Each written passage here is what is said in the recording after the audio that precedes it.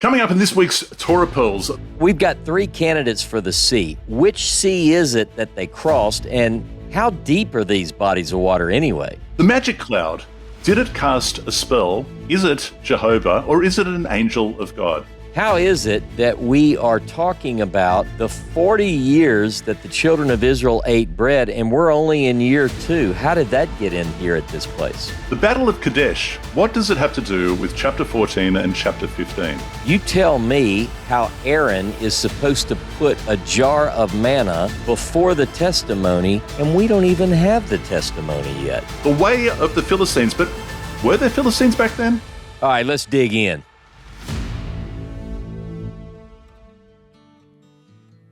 G'day, dear viewers, and thank you for your company once again here on truth2u.org. That's truth2u.org. I'm Jono, Vandor, and joining me, of course, is Ross Nichols wearing my hat. How you like that hat?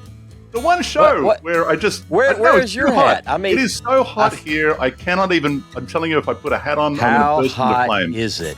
How hot is it? It's hot. It's hot. We've had some crazy weather, but then you come on the show and you're wearing my hat. That's a coincidence. I'll tell you, let me just quickly say, I'm not only, this is not only a HOREB hat, but I'm aware of it as well.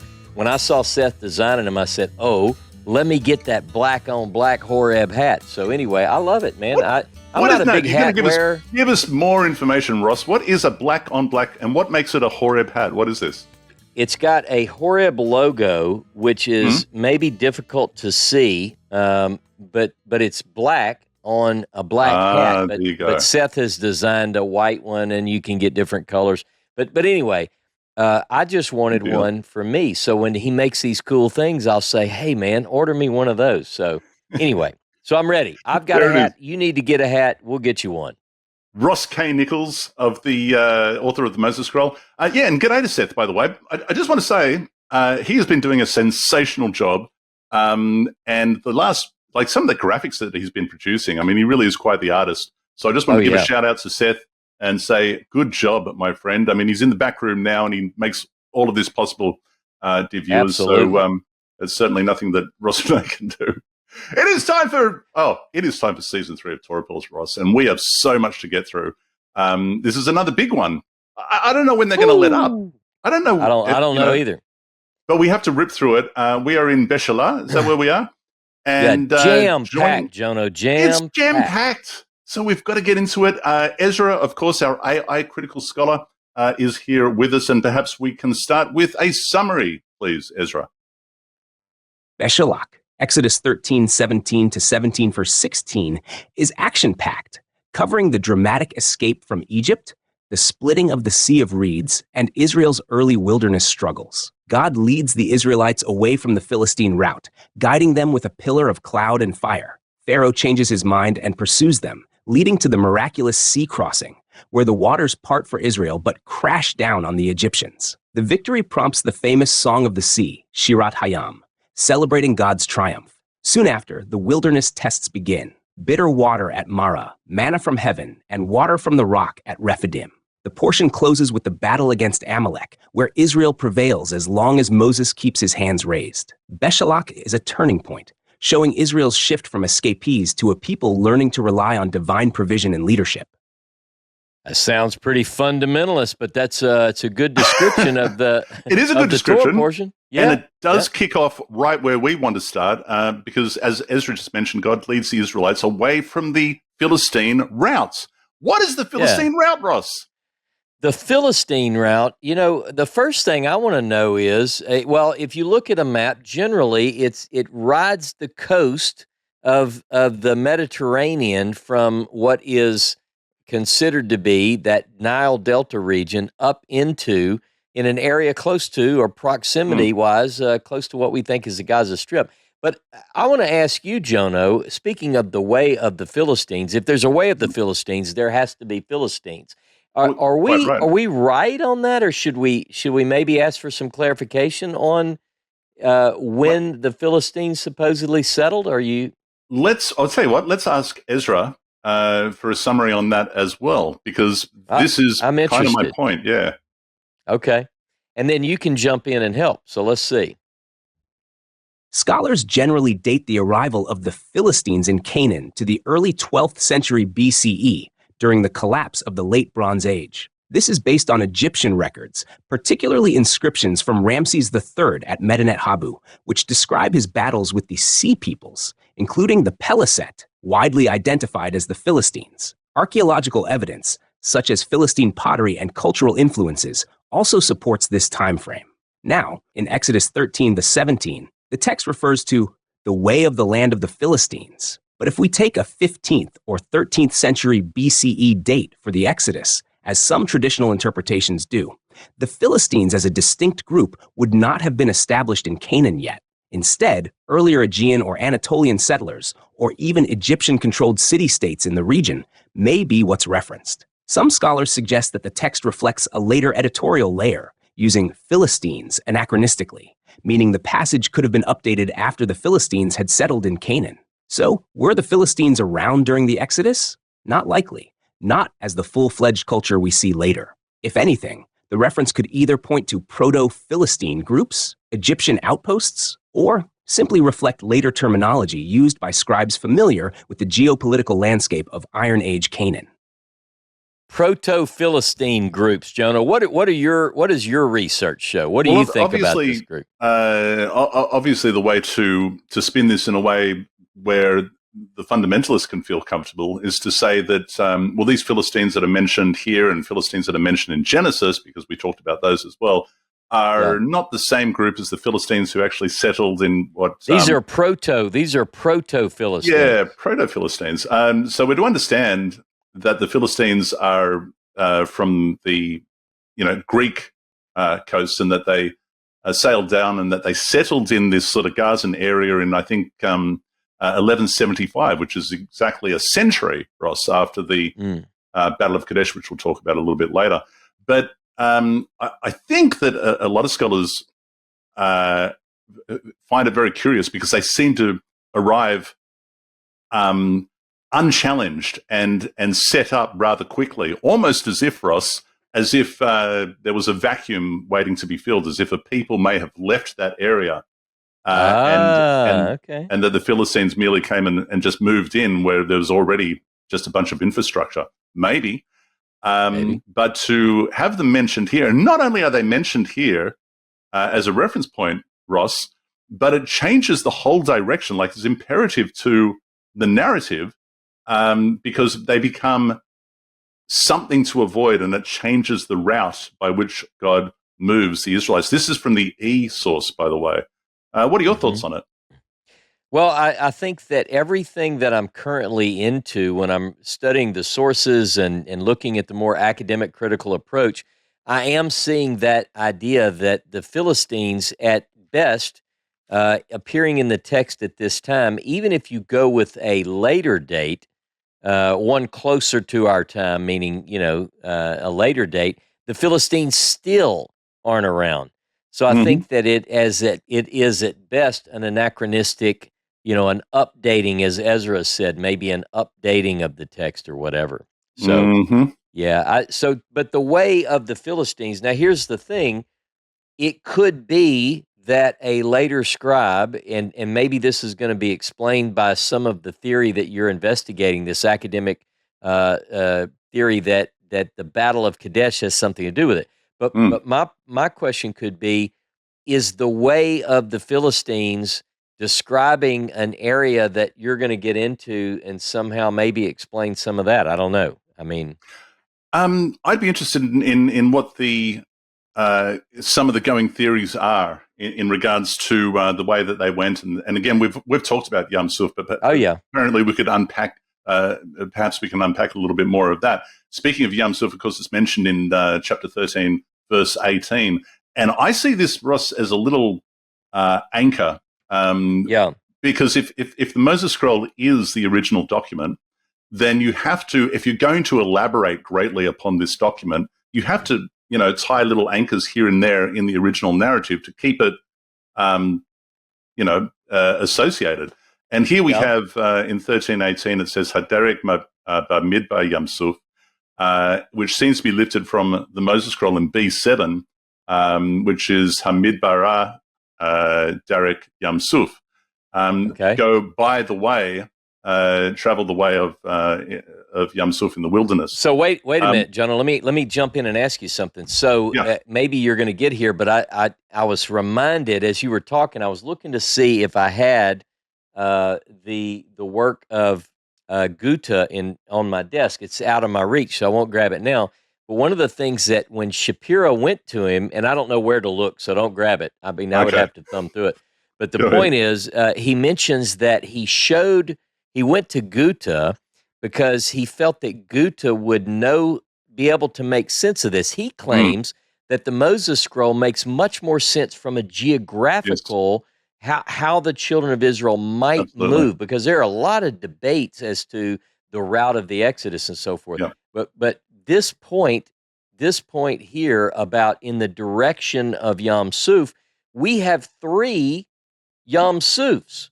And I use Sufs with an S to make it plural. But the idea is which one, and is there a clue in the text, for instance, in the Moses Scroll, that helps us try to figure out which way do they go, right? All right. I'm sorry. I didn't mean to interrupt, but it just... No, well, so I want you to keep going with that, because it's not necessarily which way did they actually go, because again, at least my perspective is that this is all elaborated from the Moses Scroll, and so this didn't actually happen the way that the narrative is presenting it. But which way does the narrator want them to go? What does he intend? What is he intending when they leave Egypt?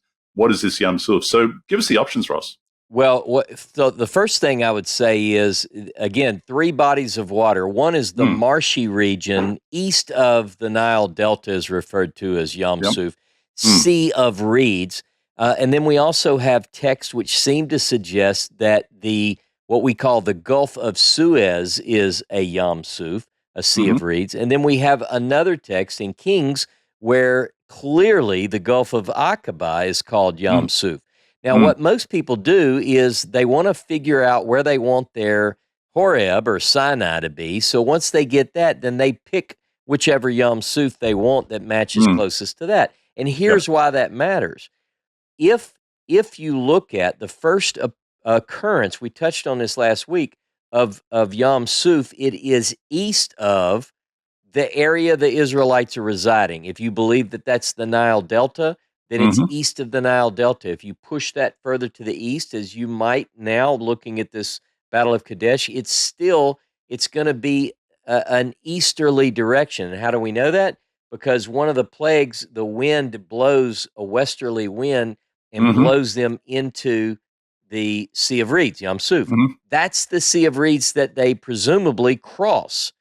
Now, the question becomes important in this particular Torah portion. I don't want to just spend all the time talking about this right now. We'll hit it off and on.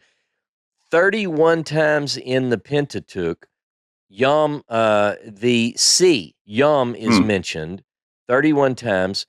And of those 31 times in Exodus, 28 of those are in this particular Torah portion. We're talking about the sea, the sea, the sea, the sea. There are songs about the sea. There are poems about the sea. There's miracles at the sea. And then we have to look at all of these things, and we have to say, which one is it? And I've even done some research, Jono, because you may not want to get into it now, but we want to know, how deep is that sea? Because I do want to get into it now. Listen, because I do, and I'll tell you why, because we actually had a comment on last week's program, and I think it's because I kind of joked last week saying to you, but Ross, we have wagon wheels in the Gulf of Aqaba, don't you know? And so somebody got on the comments and said, well, yeah, Ron Wyatt found chariot wheels, and he found this, and he found that, and he found all sorts of evidence. What are your thoughts on that? Well, there are 2 things then. What I want to do is I want to bring EZRA in, and we're using EZRA a little bit more this time, but I want to use EZRA because the first thing I want to do, we are going to ask the question about Ron Wyatt in a minute, but what I want to first ask is, if we look at the Gulf of Suez and the Gulf of Aqaba, now remember, those who really, there are a lot of people who are very religious about their view on which sea it is. A lot of people want the sea that they cross to be the Gulf of Aqaba because they want their Jebel Allahs right there in Saudi Arabia. That's the one they want to claim. So you have to cross the Gulf of Aqaba. So the first thing I want to know is how deep are these various Red Seas? Let me ask Ezra that. The Gulf of Suez has an average depth of about 40 meters, 130 feet, with a maximum depth of around 80 meters, 260 feet. It's relatively shallow, with a more gradual seabed. The Gulf of Aqaba, by contrast, is much deeper, with an average depth of around 800 meters, 2,600 feet, and a maximum depth of approximately 1,850 meters, 6,070 feet. It has a steep, trench-like drop-off due to its tectonic setting.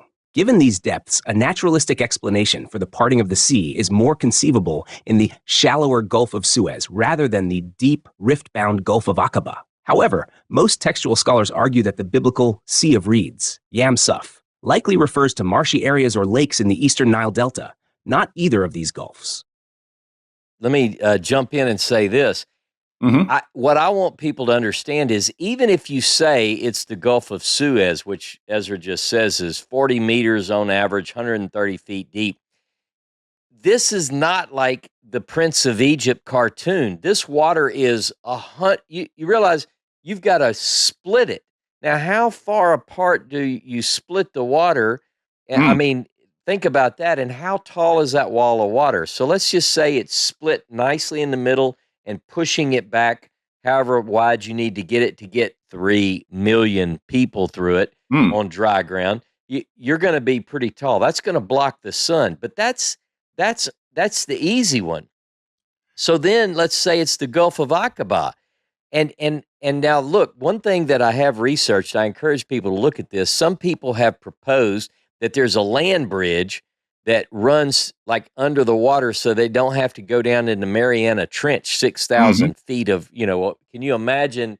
This is, oh my goodness. Anyway, but people want their miracles big. But they want it big, I'm big. gonna, big. So anyway, so I do think it's going to be more of a marshy crossing, and I'll even show that whenever you're ready from a biblical text that I think really pretty much proves it. But anyway, I don't think either one of those. And then we've also got to ask about Ron Wyatt. Go ahead. I'm sorry. No, but while we're in the Gulf of Aqaba, it just reminds me when we were last there with the Tanakh tour. And Chad, you remember Chad and a bunch of them just sort of wandered off and got into a submarine? A submarine, and went down into the Gulf of Aqaba. And I remember another time that you and I were there with Dave and Patty, and I went for a swim in the Gulf of Aqaba. It was beautiful. I loved. In fact, I think I swam that day as well. And the cool thing about it is that you have Israel over there, you've got Egypt over there, you've got Saudi Arabia just down there. You can see all of these countries, and it is. The Gulf is really very wide. So that is certainly the grandest of miracles if something like that were to happen. I don't like water. Go ahead. I don't having like said the that, water, though, you got in the Dead Sea last time we were there in Jordan. I did. I did. But I just wanted to say that it seems to me, Ross, that the narrator telling the story is saying that the water was blown back by a wind. So I really don't think that the writer has in mind that it is the Gulf of Suez or that it is the Gulf of Aqaba. I think it is more likely that it's referring to the Nile Delta area and this sort of thing. What are your thoughts? And then tell us the Ron Wyatt. Details. Let's look. If I can just read one verse that I think is sort of let's call it a strong evidence in favor of a Nile Delta marshy kind of crossing as opposed to walking through an area with 2,000 feet of water on each side. And that is in Joshua chapter 4 and verse 23. And it says, "For the Lord your God dried up the waters of the Jordan for you until you crossed over, as the Lord your God did to the Reed Sea, which he dried up for us until we crossed over, so that all the people of the earth may know that the hand of the Lord is mighty, so that you may fear the Lord your God forever." This is one of the texts which compares the crossing of the Reed Sea with the Jordan River. So I think that this is more realistic. I think it's more likely that water is not hundreds of feet or dozens of feet or hundreds of feet or whatever. No. Now, what most people say, though, and admittedly, we have a lot of texts. I just said we have 28 references in this Torah portion alone. Some of those talk about the water coming back and crushing. Now, admittedly, if the water of the Gulf of Aqaba is what we're talking about, thousands of feet deep, then you're not going to find, you're just probably, you're not going to see them again. Yeah. But we have a reference, by the way. We have a reference in this Torah portion where it says that they saw them on the seashore. In fact, let me go ahead and read that. It's in, let's see, chapter 15? 15, yeah. Is 15. it 15? Yeah. 15, verse 30. Thus, Jehovah saved Israel that day out of the hand of the Egyptians, and Israel saw the Egyptians dead upon the seashore. Now, this is not the only text. We have other texts from other sources which seem to indicate that it probably was a much deeper body of water. But this text goes along with what I would say is a much more sensible and sane understanding of what happened here. But again, we've seen comments by some of our dear viewers. They've been told, Jono, that Ron Wyatt discovered chariot wheels, and we need to ask Ezra what the deal is on that. Most scholars completely dismiss Ron Wyatt's claim of discovering chariot wheels on the seabed of the Gulf of Aqaba. His findings lack archaeological credibility, and his methods do not meet scholarly or scientific standards. No reputable archaeologist has verified his claims, and no actual chariot parts have been recovered, studied, or dated. The likelihood that his claim is factual is extremely low for several reasons. First, chariot wheels from the supposed time of the Exodus, if it occurred in the 15th or 13th century BCE, would likely have been made of wood and would have decomposed in a marine environment over thousands of years. Second, the Gulf of Aqaba is far deeper than would be practical for a crossing, with steep underwater drop-offs, making it geologically unsuitable for the biblical narrative. Third, the biblical term Yam Suf, Sea of Reeds, is widely understood by scholars to refer to marshy areas in the eastern Nile Delta rather than the Gulf of Aqaba. Overall, Wyatt's claims are considered pseudo-archaeology, appealing to those looking for physical proof of the Exodus, but unsupported by peer-reviewed research, historical evidence, or underwater excavation data. There you have it. And I would say, Ross, early on in Truth to You history, I interviewed on regularly, I forget his name now, it's terrible that I forget his name, but one of Ron Wyatt's right-hand men. Yeah. And he was, of course, quite the disciple, and we would often talk about this. And I, as a fundamentalist back in the day, I wanted to believe that these things were true. Oh, I wanted to believe it too, yeah. Yeah, that's right. And it wasn't until, I think, the first or second time that I was in Israel that it was, who was it? Keith Johnson. It was Keith Johnson, actually, that took me to Gordon's Golgotha. One day we might talk about that. And underneath the Golgotha, and he said, listen, you've heard this story about Ron Wyatt finding the Ark of the Covenant under Golgotha, and that there was the earthquake and the blood that trickled down onto the top of the Ark of the Covenant of Jesus, and that he got some of the blood of Jesus, and that he put some saline in it, and it came back to life, and this and that, and the story. And it only had the chromosomes of the mother or something because it was a virgin birth or whatever. All this, it was the most ridiculous story. But when you don't know anything, Ross, and you want these things to be true, you really gravitate to these magical stories because they're just a lot of fun. But we went down underneath it, and it was a banana depot at the time. I mean, they were using this cave as a storage area and to pick up and drop off and all this sort of stuff. He said, "This is where he claimed to have found it," and that really burst the bubble for me. And I realized that look, a lot of what Ron Wyatt did and said. A lot of it might have been well-meaning, but you got to remember, this is back before use of the internet was prolific, and you could really say anything and get away with it, Ross. Yeah.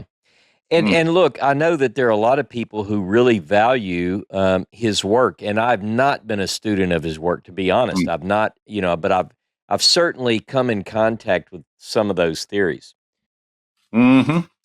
All right. So, if there are any good, strong Ron Wyatt fans out there, and I think we have some because we've had a few comments Probably. about Ron Wyatt, nothing personal here. Again, what we're doing is we're interested in a historical, critical, let's be able to justify, validate, verify, prove as much as we can. And what we can, it doesn't mean we totally dismiss it, but in this case, I'm going to totally dismiss that deep sea crossing. And by the way, I'm not going to get in a submarine in the Gulf of Aqaba. I promise you, because that thing looked worse than that submarine that blew up on its way to go see the Titanic. It was a yellow submarine too. It was a yellow submarine. I was surprised that Chad did it because he doesn't like confined spaces. Chad's a warrior. He's brave. He does all that stuff. I'm not getting in that submarine. He got some good photos too. Yeah, I think it's still his profile shot. Yeah. All right, listen, moving from there. Oh, my goodness. The Magic Cloud. We got a lot. Back in the realm of magic, we've got to really step on the accelerator here. The Magic Cloud 13, 21 to 22. This is Jay, Ross. And it's interesting because it says the Lord went before them in a cloud. Jehovah went before them in a cloud by day to guide them along the way, and a pillar by night to give them light during the night so they could travel both day and night. They're not getting any sleep here, Ross. I'm a little bit concerned. The pillar of cloud by day and a pillar of fire by night did not depart from the people. But then we get over to 14 verses 19 to 20, and this, Ross, is key. And it says, the angel of God, not Jehovah, who had been going ahead of the Israelite army, now moved and followed behind them, and the pillar of cloud shifted, as if these are two different entities, by the way. The pillar of cloud shifted from in front of them and took up place behind. What do you think is going on here, Ross? Well, I think the sources clearly have a different idea of what the cloud is and who's in the cloud. And it's typical of this blending of the sources that we see. We see the same sort of thing in Exodus earlier when Moses sees the burning bush. And remember, he says, I'm going to turn aside to see. And God called to him, and the angel is there, and it's the Lord, and it's who's in the bush.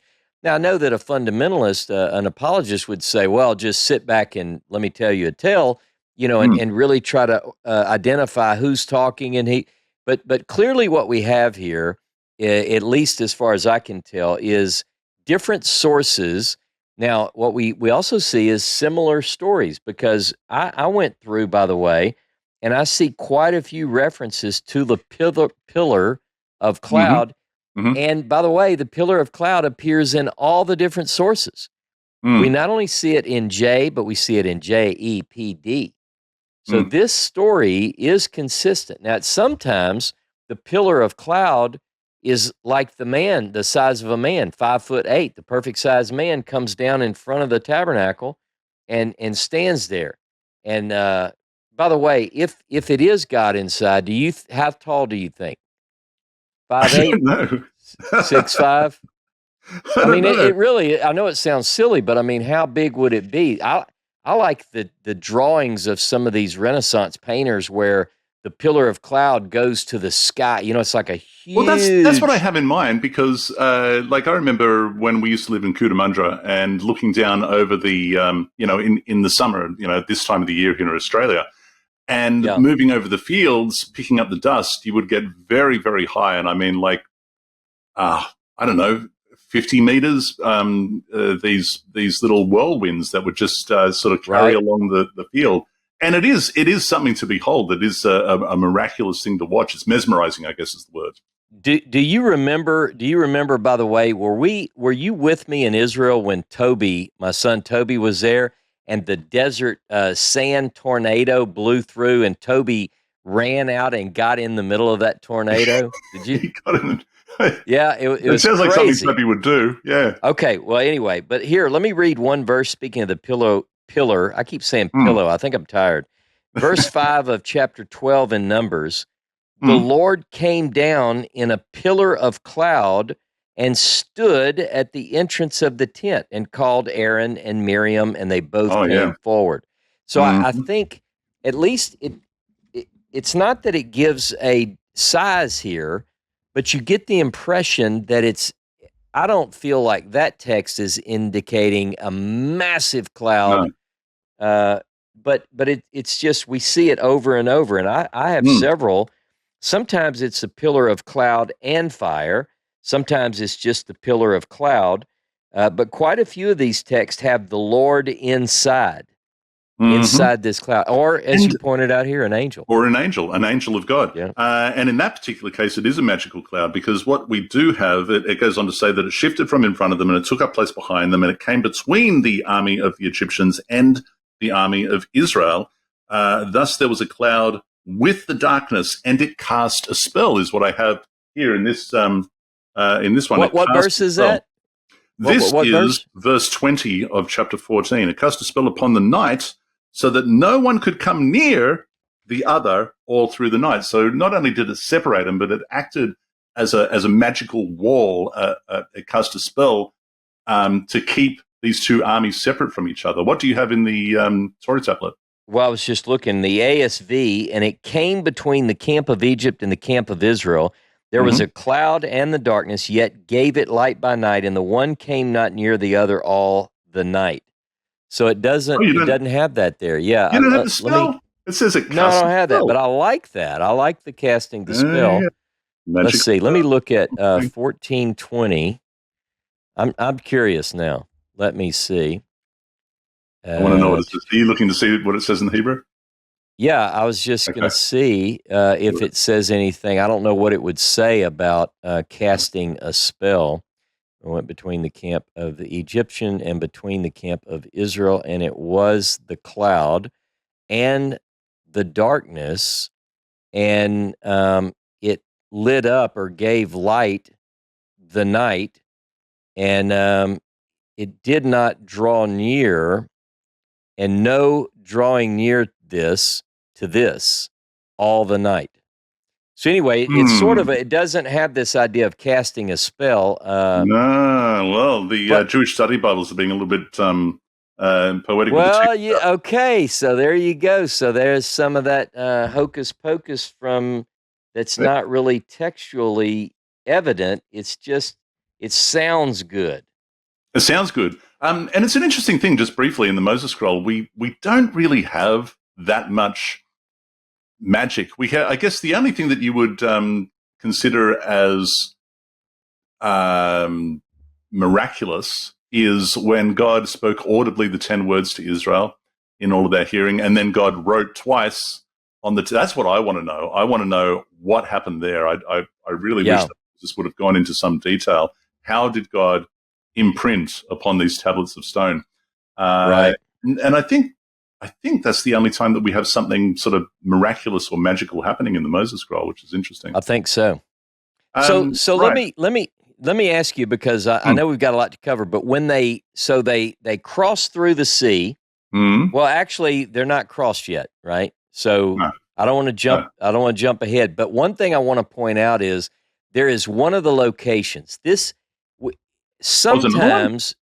Well, yeah, it says Migdal. Yeah. It mentions Migdal in the description of the location. This is in chapter 14, verse 2. Speak unto the children of Israel that they turn back and encamp before Pihahirot, between Migdal and the sea, before Baal Zephon, over against it shall ye encamp by the sea. Again, now the question is, where is the sea? Well, if we knew where Migdal was, now again, what you'll find and I encourage people to look into this, if people want to put the crossing of the sea at the Gulf of Aqaba, now remember, they just left Egypt. The question is, where were they in Egypt? Now, people look at a map today and they see the Sinai Peninsula, as we call it, and they want to think that is all of Egypt. That was not Egypt in the ancient world. So people are looking at that saying, I can put my Migdal all the way by the Gulf of Aqaba, but you can't, because that wasn't Egypt then. Migdal is one of the texts, and here are the references. Exodus 14:2, Numbers 33:7, get this, Jeremiah 44:1, 46:14, Ezekiel 29:10, and Ezekiel 30 and verse 6. All of those passages put Migdal in Egypt. So you can't run it all the way to the Gulf of Aqaba. And we're going to look at a couple of other geographical clues as to which body of water they cross. So if Migdal is one of the quadrants, one of the points that we have on our map, you got to put it back in Egypt. And we can tell with good bit of certainty what was Egypt at that time. Go ahead, Jono. I am going to throw another body of water into the mix just to confuse everyone just a little bit more. And maybe I'll get Ezra to give me a hand here. This is something that I've touched on before as we've sort of moved into this section. Ezra, can you give us a brief summary of the Battle of Kadesh? The Battle of Kadesh, c. 1274 BCE, was a massive clash between the Egyptian forces of Ramses II and the Hittite Empire under Muwatalli II. It took place near the city of Kadesh in modern-day Syria and is one of the best documented battles of the ancient world. Ramses II led his army north to reclaim Egyptian influence, but he was lured into an ambush by the Hittites. His forces were scattered, and he barely escaped disaster. However, reinforcements arrived, and the battle ended in a stalemate, eventually leading to a peace treaty, the first known in history. Despite Ramses' claims of a great victory, his temples are filled with propaganda, the Hittites retained control of Kadesh. Some scholars suggest that this battle influenced the Exodus narrative, particularly the depictions of Pharaoh's army and military power. Ramses II's need to portray himself as divinely favored and victorious might have shaped later traditions about Egypt's might and its eventual downfall. However, there's no direct evidence linking Kadesh to the Exodus, and most scholars see the two as separate historical and literary developments. And they are certainly separate events, there's no doubt about it. But as Ezra mentioned, it's a very, very well-documented moment in history, and there are various reliefs and whatnot that Did you tell me that they have stelas that yes. Monuments that depict bas relief? And I hope this November when we're on the Tanakh tour in Egypt, I do believe that we're going to see this down in Luxor or somewhere down there in Egypt after our 3-day Nile tour, by the way. Are you there, Jono? And people can still come on the tour if you just go to TanakhTours.com. You can join Ross and myself. We're going to go and see some of these things. But there's a bas relief of celebrating the victory of the Battle of Kadesh. And what it has in this particular relief is you have Ramses there. He's sort of big. He's on his chariot. He's the one doing all of the work. He's got his army around him. And the Battle of Kadesh is set on a river called the Orontes. I think it's called the Orontes. And in the river, in this relief, are a bunch of chariots, horses, soldiers dead in the river, and you see them all in this depiction. On the other side of the river, you have an army that are in their ranks, just standing there, absolutely unconcerned, home and hose, no problem whatsoever. You can look at this and compare it with chapter 14 and go, oh, I can absolutely see how somebody would have looked at this relief and gone, let me tell you what's happening here. Let me tell you, what this is depicting. Yeah. And so scholars such as Joshua Berman has made a lot of parallels comparing the chapter 14 where we are with this particular relief that Ramses commissioned, celebrating his wonderful victory at the Battle of Kadesh. Biggest chariot battle of all time. There must have been somewhere between 2,000 and perhaps even 3,000 Egyptian chariots, and the other half of this 5,000 chariots that were involved would have been Hittite chariots. It's the biggest chariot battle of all time. It is the most documented battle of all time, ancient battle, and it did result in a whole lot of them being driven into the river and dying in the river, and that's what's depicted there.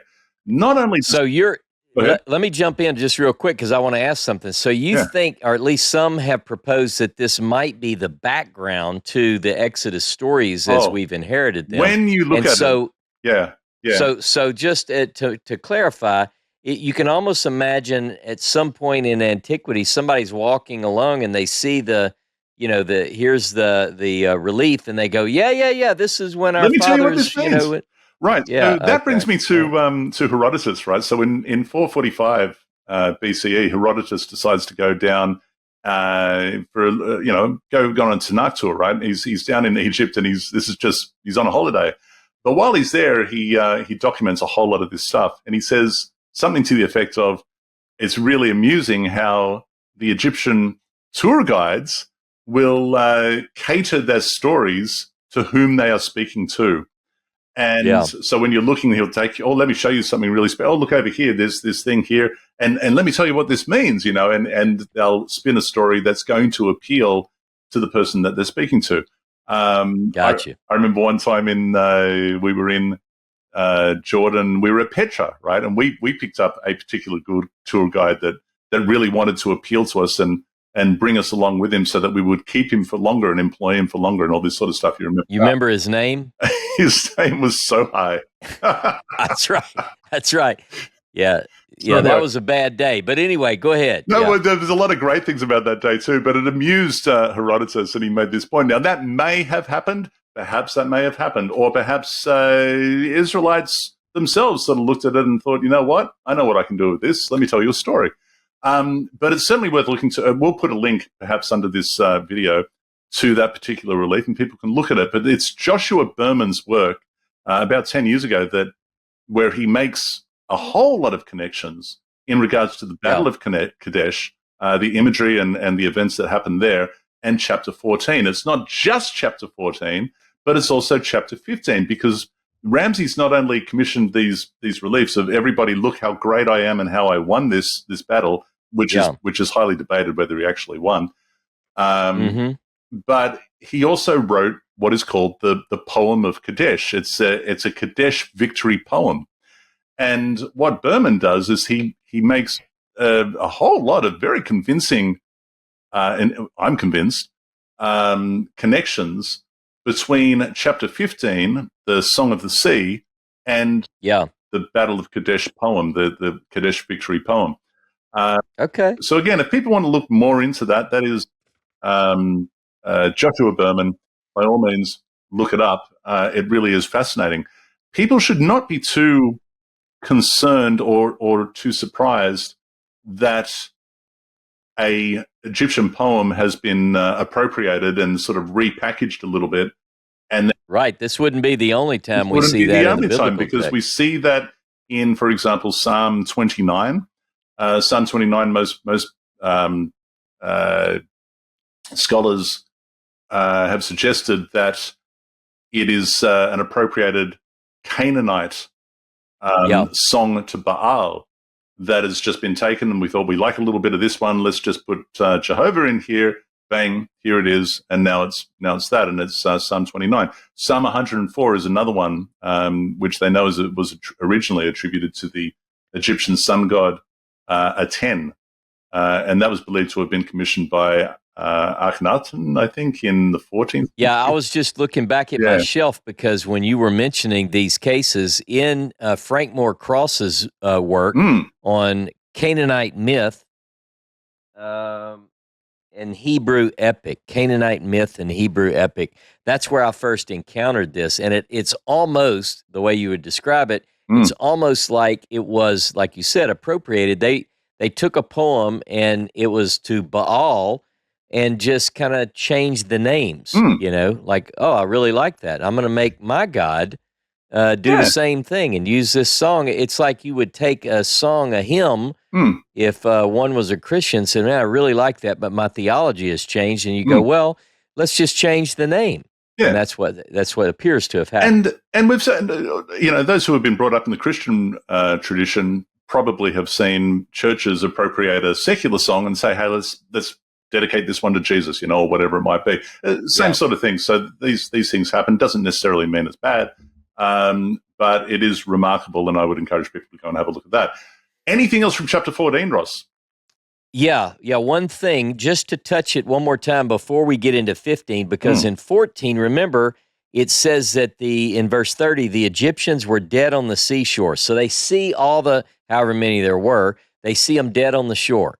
And that's what 14 says. And then when you get into 15, it talks about the same chosen captains. Now remember, this is poetic. It's a song. It's the song of the sea. And so you're going to get a little bit more poetry here, and we're going to see some things that say otherwise. It's not like you see them dead on the shore. And I just want to pick this up in verse 4. It says, his chosen captains, Jono, are sunk in the Red Sea. The deeps cover them. They went down into the depths like a stone. Good point. Yeah, good point. So you say, well, which one is it? Are they dead on the shore, or are they? So when I bring this up, I've taught on this before, and I said, look, I think that it's more like the marshy region, and people don't like that, Jono. They want their miracle big, big, big, big, big. So they say, that's puny. What are you talking about? How are the Egyptians buried in the sea with your little puny idea of a marsh, right? And that would be the truth if it was the only text that we see. So anyway, I've got several examples throughout. Like, actually, I know we're going to pick up other things in this text, but if you look back at verse 10 of 15:10, they sank as lead in the mighty waters.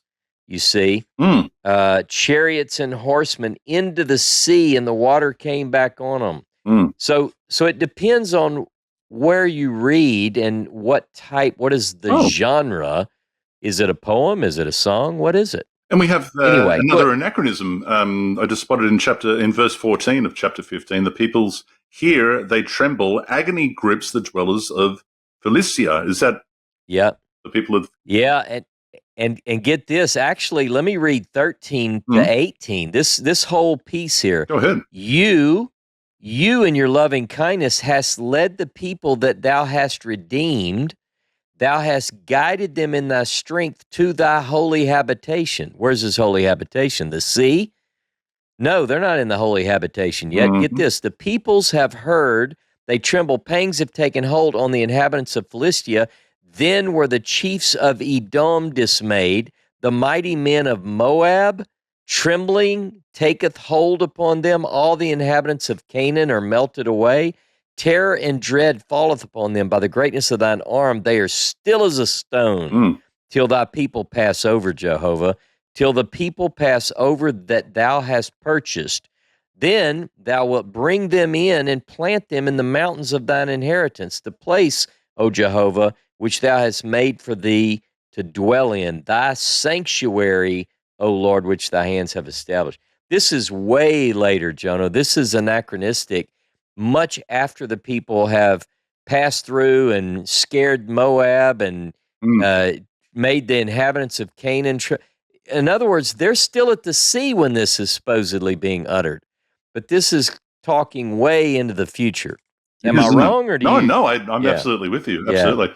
And that brings us to verse 20, if I can jump there.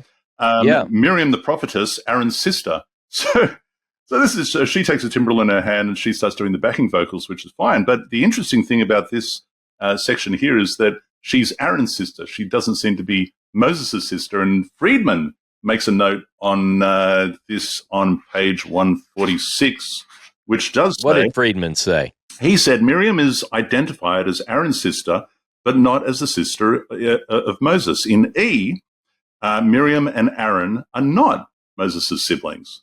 Only in P are Aaron and Moses identified as brothers. Interesting. Yeah, the family of Moses is a fascinating topic. We're going to get more into that as we go through. Hey, look, speaking of interesting things in the text and geography, as we've talked about, look at verse 22. And Moses led Israel onward from the Red Sea, and they went out into the wilderness of Shur. Now, one of the things that I encourage people to do if they want to get this geography straight, according to the biblical writers, again, if you put your crossing of the sea at the Gulf of Aqaba, disciples of Ron Wyatt and many others, you have to put the wilderness of Shur in what is now modern Saudi Arabia. But we know that the way of Shur that is described in the Bible is not there. It's directly east of the Nile Delta region. So this again is another indication that that region across the Gulf of Aqaba is not it. Look, we encourage you, look up the wilderness of Shur, the way of Shur. Find that out. You can say, Ross, that we're pretty sure of that. We're pretty sure of that. That's right. I would say that. Hey, that's a good one, Jono. I really like that. You would like that. So anyway, so there's now we have another magic stick. This is cool. There's no water. They find some water. The water is bitter. Everyone grumbles. And Moses cries out to the Lord, and the Lord showed him a piece of wood. Or what do you have? Is it a piece of wood or is it a stick? A stick, piece of wood, yeah. He threw it into the water. I guess Moses threw it into the water, and it became sweet. What's the verse? This is verse 25, Ross, 25a. Okay. I thought this was interesting because we know that, and this takes us back to another point that Friedman makes earlier on. We made reference to it then. But he says that P wants Aaron, the priestly writers want Aaron to be the man with the magic stick, right? He does all the miracles with his staff, and we see that. But it's E, he says, where Moses is made to have the magic stick, and he's supposed to perform the miracles. Well, here, Ross, this is J, apparently. This is the Yahwist. And so what does the Yahwist do? It's neither Aaron's nor is it Moses's. It's just a magic stick. And Moses picks it up, throws it into the water, because he doesn't use his wand, right? He doesn't use his magic wand. He doesn't use his staff. Neither does Aaron use his staff. In J, he's shown a stick. Take that stick, throw it in the water, and they can drink it. That's why it's a little bit different there and why they're not using the other ones. Now, 26. Are we ready to do this? Yeah, I'm ready. All right. So there's a couple of things about this that I want to highlight. Before I get into the theology of 26, let's look at the structure. Because it begins with 1526, and this is E, by the way, and it says, and he said. So have you got it open in front of you? I just want to establish who is the he, Ross? Who do you think the he is here? Mm-hmm. And he said. It seems like Moses. It does seem like Moses because we've just read, it says, and he cried out to Jehovah, and Jehovah said, look, magic stick, and he picked it up and he threw it in, and then he said. So we're still in Moses mode, it would appear. And it goes on to say, if thou wilt diligently hearken to the voice of Jehovah thy God, and wilt do that which is right in his eyes, and wilt give ear to his commandments, and keep all of his statutes, I will put none of the diseases upon thee which I have put upon the Egyptians. And it sounds like what Moses is saying is, if you keep these commandments, then I won't strike you with the disease that I struck the Egyptians with. But again, I guess we're talking about the sixth plague where they had boils or some such. And I guess you could go, okay, all right, Moses, well, I guess you have the power to do that through God. But then it goes on to say, for I am Jehovah, Moses says, for I am Jehovah that healeth thee. Ross. Yeah, I tell you, this is referred to, I was looking for the footnote. I could find it with a little more time, but they get into this in the Jewish Study Bible in the notes. This is what I think it's Behrman who says that this is called the divine intrusion, or the intrusion of divine speech. I said Behrman, I meant Brettler. But here's an example. Let me read you another example where Moses says, I'm God. So in Deuteronomy 29, if I can go there, look at verse 2. Moses, who's speaking? Moses summoned all Israel and said to them, right? Who's speaking? Moses. You've seen all that the Lord did before your eyes in the land of Egypt, to Pharaoh and to all his servants and to all his land, the great trials that your eyes saw, the signs, those great wonders. But to this day, the Lord has not given you a mind to understand, or eyes to see, or ears to hear. I've led you 40 years in the wilderness. The clothes on your back have not worn out, and the sandals on your feet have not worn out. You've not eaten bread, and you've not drunk wine or strong drink, so that you may know that I am Jehovah your God. Now, there's no switch there. It's clearly Moses speaking the whole time.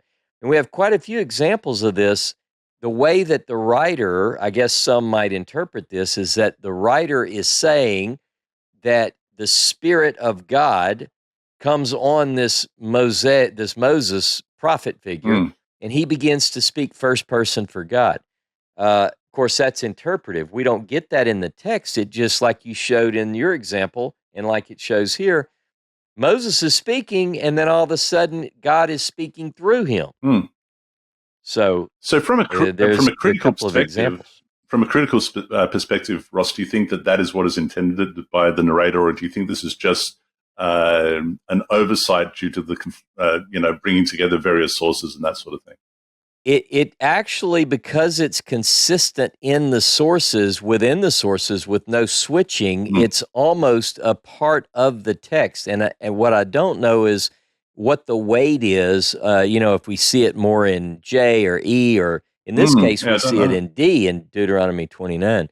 So, but it clearly, and we see it in the rest of the Bible as well. We see these prophets speaking, and then all of a sudden they switch from third person to first person, right? Yeah, it's interesting. And I don't believe, off the top of my head, we see that in the Moses Scroll. Let me jump now to a comparative passage in the Moses Scroll, and this is GA4 to GA8. And this is Moses saying, he says, "Remember what Elohim did to Pharaoh and to all Egypt, so Elohim will do to your enemies, because Elohim is crossing before you. He is a consuming fire. He will destroy them. He will consume them quickly from before you. Moreover, Elohim will send leprosy among them, and those hiding and those who remain will utterly perish from before you. If you will only guard his commandments and his judgments and his statutes, which I am commanding you today." So that's to GA7. So the interesting thing about this, Ross, is that there's actually a theological shift in our passage. So you remember a few years back when I was at the UI conference, the first time, and I spoke about divine command theory and the Euthyphro dilemma and all this sort of stuff, which we won't go into detail now. But what that boils down to is the question. The dilemma is the question as to whether God's commands are good because God commands them, or does he command them because they are good? And both positions are problematic and is used by atheist debaters to challenge people of faith. It's because if God gives commands because the commandments are good, then moral goodness becomes external to God. And in fact, good becomes a tool that God uses, and therefore objective morality supplants God as the ultimate goal. So in other words, God is merely a conduit of morality, and once we have it, we have no further need of God. But if, on the other hand, the commandments are good because God commands them, well, then good is simply anything that God commands, and it ceases to have meaning, right? So either the divine creator is bound by a standard outside of himself, or his goodness isn't actually a standard at all, but just anything that he commands. So this is the particular dilemma. Now, the dilemma is rightly applied to the Torah because the Torah includes several verses that specifically conflate morality with the divine command, and a bunch of those we find in Deuteronomy. And there's like 5 or 6 of them. None of those are derived from the Moses Scroll. But the first time that it occurs right here. And what it does is it shifts the goal, if you like. So what it says in, 25? It's 26. He said, "If you will heed the Lord your God diligently," and here it is, "doing what is upright in his sight." Now that part is added. We don't have that in the passage from the Moses Scroll that I just read. "Doing what is upright in his sight, giving ear to his commandments and keeping all his laws, then," and then we have that. What that does, Ross, is it, as I say, it shifts the goal. The goal becomes achieving righteousness before God, as opposed to in the Moses Scroll, the goal is to achieve blessing from God. And you and I have talked about, and again, we'll talk about this in more detail when we get into Deuteronomy, but the fact that the blessings are missing in Deuteronomy, it is a theological necessity that concept that one can be blessed by their observance of the 10 words, that whole concept has to be extracted and removed. Otherwise, it is egg on the face of the sacrificial system and the whole priestly existence. If you can do it yourself, you don't need to go and offer sacrifices, you say. So it's interesting that rather than endorsing this idea, you have to shift the goal, and that's what happens here when they say that the goal is to be upright before God. And you do that by constantly revisiting the the temple, the sacrifices, this, that, and the other, and you need. Here's a question too, as we think about this: what commandments, what statutes? Yeah, good point. Good point. So here is the idea: is if you look at this, it almost assumes that the giving of the law has already taken place. Now, I know that what some people would do is they would say, well, the law goes back to the very beginning and, even before Sinai, and you've got texts like Genesis 26 where it says that Abraham kept my statutes and my Torah and so forth. But again, when we look at this is quite interesting in that it mentions commandments and statutes, which are the same phrases that are used when we deal with the giving of the law. We're not even to Sinai, and I don't want to necessarily jump if you're not ready, but we're about to be in the region of Sinai. Exactly. Yeah. Or are we about to be in the region of HOREB, Ross? So there's a couple of things. Well, you're quite right to point out that this the implication here is anachronistic. So I want to jump into chapter 16, and I wanted to unpack some of this before we do. I just have to say, by the way, the next verse is verse 27. They came to Elim, Ross. Elim. Yeah. God, Elim. Where there were 12 springs of water and 70 palm trees, Ross, 70 palm trees. And so they thought, you know what, 3 million people, this is a good place to stop.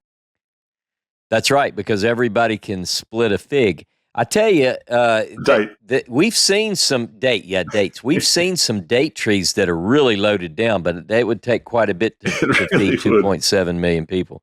Well, the people in the front would probably get some, but that'd be all right. So let me ask you: when we get in 16, we are in the region of what is. By the way, this is the first time that we see the word Sinai. And it's used 34 times, and we're also going to run into HOREB. Let me just read a note that I put in the Moses scroll on page 160 in my translation of the Moses scroll, footnote number 434. I put, the scroll always uses HOREB and never Sinai. It's therefore more akin to our Deuteronomy, which uses HOREB 9 times. Chapter 1, verse 2, verse 6, verse 19, 4, verse 10, verse 15, 5, verse 2, 9, verse 18, 18, 16, and 28, 69. HOREB is used outside of Deuteronomy only in Exodus, 3 places, 3:1, 17:6, and 33:6. Sinai is preferred outside of Deuteronomy, being used 34 times in Exodus, Leviticus, and Numbers. Sinai occurs only once in Deuteronomy, chapter 33, verse 1, where it appears in a third-person text. So I just think that that's worth noting that we don't refer to, in the Moses scroll, it's always HOREB, and Deuteronomy favors HOREB. So what is it about the two different names? And we're going to get more into this in the coming weeks, but I just wanted to touch that this week because it's quite important to at least lay the groundwork for it as we ease into this. By the way, we're not going to have time to get into it tonight on our discussion, but I want to talk this coming Saturday. I want to encourage people to listen in Saturday morning because I'm going to be talking about something quite interesting. Here in chapter 16, you have bread, you have a complaint, you have bread, and you have quail. Yeah, and I'm going to show people that there's a correlation with a passage elsewhere in the Pentateuch that I think are the same events, but they're not depicted that way. So we're going to get into that. But interesting. But to your point, Russ, well, I was just going to say, so to your point, in the same way that chapter 15, verse 26 alludes to commandments and laws and all this sort of stuff, and we have not even got to HOREB yet. So too does chapter. Now, by the way, 15:27, 12 streams, 70 date palms, 12 and 70, clearly significant numbers, 12 tribes of Israel, 70 fathers that went down into Egypt. It's just interesting that they dropped that here. For what purpose? Don't know. But the next verse, we find ourselves in chapter 16, where we do have the magic bread, and we do have an incredible anachronism in this chapter as well. Go ahead, Ross. Yeah, I think one of the things that I find quite interesting about this particular passage is that it gives the story of the quail, the bread, and then it gets into this long story about the bread. It tells us all about it. It's really cool stuff. You get to read about how you're supposed to not gather on the Sabbath, which, by the way, we haven't been given the Sabbath day, at least according to the Mosaic covenant. Mm-hmm. Now, again, people would say, well, that goes back to Genesis, but we don't know. But anyway, so they're given some legislation here about the Sabbath. But here's what I want to do. Look at verse 32. It says in verse 32, Moses said, "This is the thing which Jehovah has commanded. Let an omer full, Jono, of it be kept throughout your generations, that they may see the bread wherewith I fed you in the wilderness when I brought you forth from the land of Egypt." And Moses said unto Aaron, "Take a pot and put an omer full of manna therein, and lay it before Jehovah to be kept throughout your generations. As Jehovah commanded Moses, so Aaron laid it up before the testimony to be kept. And the children of Israel did eat the manna 40 years until they came to the land inhabited.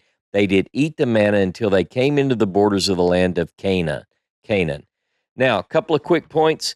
There is no testimony. So it says that he gets this basket of manna, and a jar of manna, and he puts it before the testimony. And we don't have the testimony is the priestly word for the